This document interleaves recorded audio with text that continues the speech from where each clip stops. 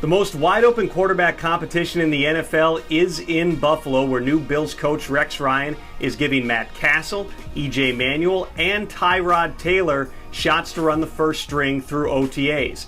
With Castle, you more or less know what you have. He started enough games around the NFL. But Manuel only has 14 NFL starts, and Taylor has barely played, spending 4 years behind Joe Flacco as a backup with the Baltimore Ravens. We know that Rex wants to play defense and run the football, but who ends up being the trigger man may depend who's playing the best at the end of August.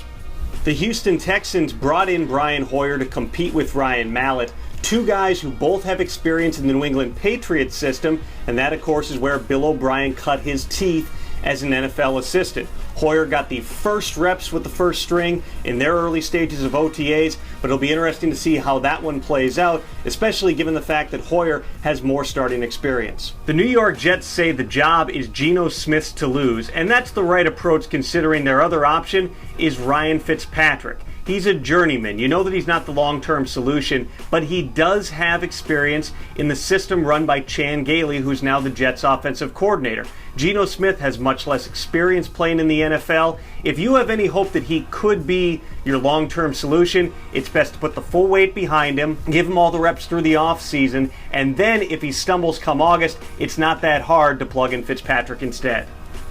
Philadelphia Eagles coach Chip Kelly says it'll be a competition between Sam Bradford and Mark Sanchez, and that's going to be tough on Bradford in the early going because he's still recovering from ACL reconstruction that's limiting his work through the offseason. At the same time, they did trade to bring in Bradford, and he's due a lot of money. You'd think he'd have the edge over Sanchez, although Sanchez has a little bit more experience in the system, having been the backup and ending up playing after Nick Foles got hurt there last year.